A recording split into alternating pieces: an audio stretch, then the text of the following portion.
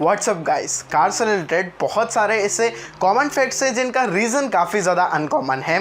जैसे कि आज का टॉपिक का दैट मीन्स टू से front engine cars versus mid engine cars versus rear engine cars. हम आखिर अलग अलग कारों में डिफरेंट इंजन की पोजीशन क्यों होती है, क्या होता है डिफरेंस जब हम इंजन को फ्रंट में रखते हैं, मिड में रखते हैं या फिर रियर में रखते हैं।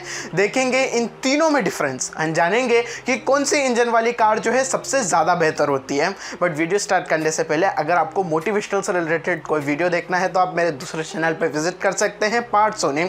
आपको कार या फिर बाइक परचेस रिलेटेड करने से कोई कन्फ्यूजन है, प्रॉब्लम है, आप मेरी वेबसाइट को फॉलो कर सकते हैं myluckycar.in, या फिर आप मेरे इंस्टाग्राम को भी फॉलो कर सकते हैं parth.sony75 अगर आपको कोई क्वेश्चन पूछना हो तो। So without wasting time let's get started.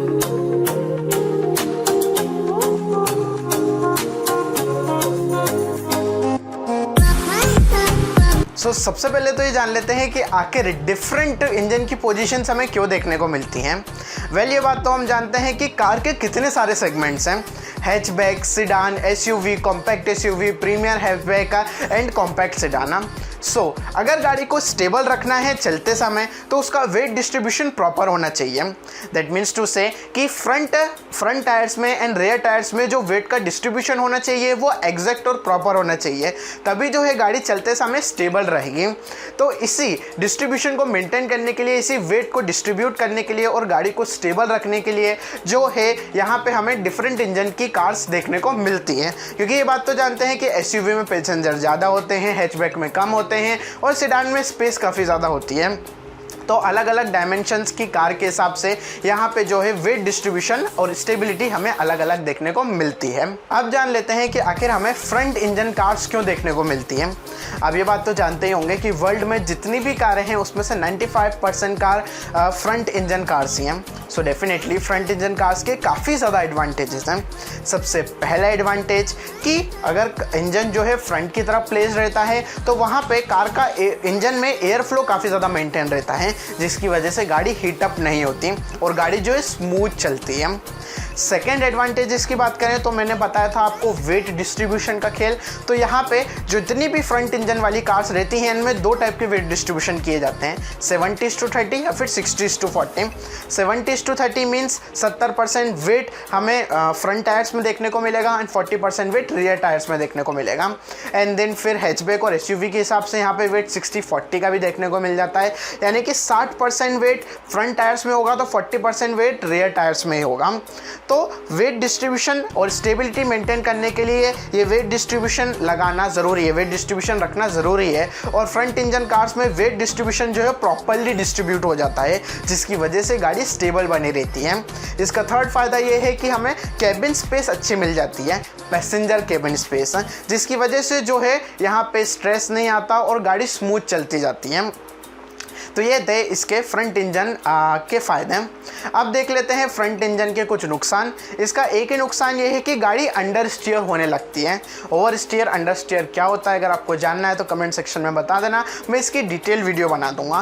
पर फ्रंट इंजन कार्स का केवल एक ही नुकसान है कि गाड़ी जो है अंडर स्टीयर काफ़ी ज़्यादा होती है। अब बात कर लेते हैं मिड इंजन कार्स की। मिड इंजन कार्स वो होती हैं जहाँ पे wait distribution front end rear tyres में बराबर होता है, यानी कि 50% आगे और 50% पीछे। इसके कुछ फ़ायदे हैं एंड नुकसान भी हैं। इसके सबसे पहला फ़ायदा तो ये है कि यहाँ पे स्पेस काफ़ी ज़्यादा शानदार मिल जाता है कार्गो के लिए और पैसेंजर्स के लिए। स्पेस की बात करें तो यहाँ पे फ्रंट और रियर में इंजन नहीं है तो आपको फ्रंट एंड रियर स्पेस तो मिल ही गया है। बीच में इंजन ज़रूर है बट फ्लोर एरिया बढ़ा के उस इंजन के स्पेस को भी कवर किया जा सकता है। सो डेफिनेटली यहाँ पे स्पेस अच्छा खासा होने से यहाँ पे सीटिंग कैपेसिटी बढ़ जाती है और कार्गो के लिए स्पेस भी काफ़ी ज़्यादा बढ़ जाता है। इसी कारण से एग्जाम्पल तो मैंने आपको बताया सही, Maruti Suzuki omni and Maruti Suzuki eco इसके बेस्ट एग्जांपल्स हैं।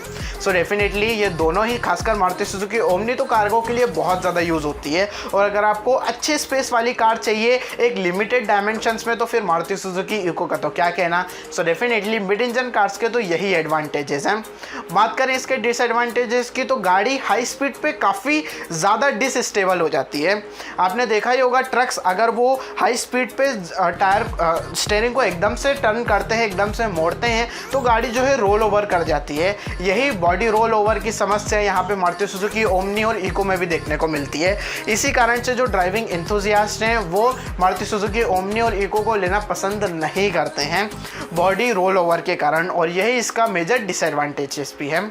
अब बात कर लेते हैं रेयर इंजन कार्स की। रेयर इंजन कार्स काफ़ी ज़्यादा रेयर हैं।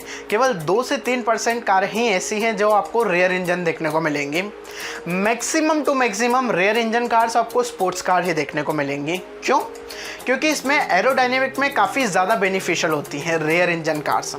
फॉर एग्जाम्पल जो स्पोर्ट्स कार हैं उसमें से रेयर इंजन हटा के उनको फ्रंट इंजन कर दिया जाए तो क्या नुकसान होंगे? गाड़ी अगर हाई स्पीड पे चल रही है तो एरोडायनेमिक में आपको काफ़ी नुकसान देखने को मिलेगा। चूँकि इंजन आगे है तो सबसे पहले आपको बोनेट की हाइट बढ़ानी पड़ेगी, जिसकी वजह से अगर गाड़ी हाई स्पीड पे चल रही है तो इंजन हवा को रोकेगी। एयर का फ्लो तो मेंटेन रहेगा, पर इंजन की वजह से जो है गाड़ी को स्ट्रगल करना पड़ेगा हाई स्पीड में आने के लिए। और वहीं अगर इंजन रेयर में लगा दिया जाए तो आपने एक बात ऑब्जर्व करी होगी, जितनी भी स्पोर्ट्स कारें हैं एक तो उनकी हाइट छोटी होती है क्योंकि एयर जो है जाती हैं और ऊपर से पास ऑन हो जाती हैं। सबसे पहला फ़ायदा तो यहाँ पे देखने को मिलता है। और जितनी भी स्पोर्ट्स कारें उनका आगे का हिस्सा शार्प होता है और उनके बोनट का कर्व कुछ इस प्रकार से रहता है, इस तरीके से रहता है, जिनकी वजह से अगर वो हाई स्पीड पे जा रही हैं तो हवा कुछ इस तरीके से पास ऑन हो जाती है। यही तरीका होता है और इसी तरीके से कार को एफर्ट कम लगाना पड़ता है हाई स्पीड में जाने के लिए और इससे पिकअप भी अच्छा खासा बना रहता है। तो एरोडायनेमिक की ही वजह से रेयर इंजन प्लेसमेंट किया जाता है सारी स्पोर्ट्स कार में। और दूसरा इसका सबसे बढ़िया बेनिफिट ये है कि यहाँ पे अरेंजमेंट हटा दिया जाता है। फॉर एग्जांपल अगर जो है इंजन फ्रंट में लगा दिया जाए तो हमें पता है कि जो जितनी भी स्पोर्ट्स कार हैं वो सारी रियर व्हील ड्राइव होती हैं। रियर व्हील ड्राइव और फ्रंट व्हील ड्राइव का कंसेप्ट मैं आपको डिटेल में आगे बाद में समझाऊंगा, बट फिलहाल तो मैं आपको बता देता हूँ कि ट्रैक्शन को बनाने के लिए हाई स्पीड के लिए और हाई पिकअप के लिए rear wheel drives are the best. But rear wheel drives अगर इंजन फ्रंट में है और आपको रेयर व्हील्स को चलाना है तो सबसे पहली दिक्कत ये आएगी कि आपको कुछ ना कुछ अरेंजमेंट लगाना पड़ेगा और उस अरेंजमेंट को कहते हैं डिफरेंसर। जिस भी गाड़ियों में डिफरेंसर लगा होता है उसमें आपको लैक ऑफ स्पीड और लैक ऑफ पिकअप ज़रूर से ज़रूर देखने को मिलेगा। तो आपको चाहिए रेयर व्हील्स में पावर और इंजन है आपका इतनी दूर, तो आपको कुछ ना कुछ अरेंजमेंट तो करना ही पड़ेगा रेयर व्हील्स को पावर देने के लिए। तो इससे अच्छा ये है कि फ्रंट इंजन को हटा के आप जो है रेयर इंजन लगा दो, जिसकी वजह से डायरेक्ट इंजन से पावर आपको टायर्स में देखने को मिल जाएगी। तो इसी वजह से गाड़ी का पिकअप भी बना रहेगा और ट्रैक्शन भी बना रहेगा। इसी वजह से हमें रेयर इंजन कार्स देखने को मिलती हैं और रेयर व्हील ड्राइव्स कार भी देखने को मिलती हैं और ये काफ़ी ज़्यादा बेनिफिशियल होती हैं हाई स्पीड के लिए और हाई पिकअप के लिए। ये तो थे इसके एडवांटेजेस। इसके कुछ डिसएडवांटेजेस भी हैं। जो रेयर इंजन वाली कार्स रहती हैं जैसे कि स्पोर्ट्स कार, वो स्टेबल तो रहती है पर उसमें ओवर स्टीयर की कंडीशन आपको बहुत ज़्यादा देखने को मिलेगी। बहुत मतलब बहुत ज़्यादा। आपने कई केसेस ऐसे देखे होंगे कि कोई हाई स्पीड पे स्पोर्ट्स कार जा रही है, एकदम से उसको टर्न करा तो ज़रा से टर्न में ही ड्रिफ्ट करने लगती है कार, खासकर स्पोर्ट्स कार। सो यहाँ पे सबसे पहला और सबसे मेजर नुकसान यही होता है कि गाड़ी अच्छे से संभल नहीं पाती हाई स्पीड में। ओवर स्टीयर की कंडीशन काफ़ी ज़्यादा बनी रहती है। मैंने आपको बताया था, डिटेल में समझाऊंगा ओवर स्टीयर और अंडर स्टीयर क्या होता है। नैनो में भी जो नैनो कार है, टाटा नैनो, वो भी रियर इंजन कार है। तो वो भी स्पीड के लिए बनाई गई थी? नहीं। वो केवल टाटा नैनो को तो पता ही है कि उनका जो बजट था कार बनाने का वो लिमिटेड था और अगर वो इंजन फ्रंट में रख देते तो उनको अलग से स्पेस बनानी पड़ती फ्रंट के लिए, इंजन के लिए अलग से केबिन बनाना पड़ता। अगर आप इंजन को रेयर में लगा रहे हो तो आप उसको कहीं पे भी एडजस्ट कर सकते हो चेसिस के अंदर, पर अगर आप इंजन फ्रंट की तरफ लगा रहे हो तो आपको अलग से उस पार्ट को एक्सटेंड करना पड़ेगा। जैसे कि आप हर गाड़ी में देखते हो, स्विफ्ट हुई, स्विफ्ट हुई, XUV 500 हुई या फिर जितनी भी गाड़ी हैं उनके अंदर इंजन का केबिन अलग से बनाना पड़ता है। वहीं अगर आप जो है इंजन रेयर में लगा रहे हो तो आपको कोई केबिन बनाने की ज़रूरत है ही नहीं, वो चेसिस के अंदर ही एडजस्ट हो जाएगी। तो लिमिटेड बजट के कारण से ही टाटा नैनो में इंजन हमें पीछे देखने को मिलता है।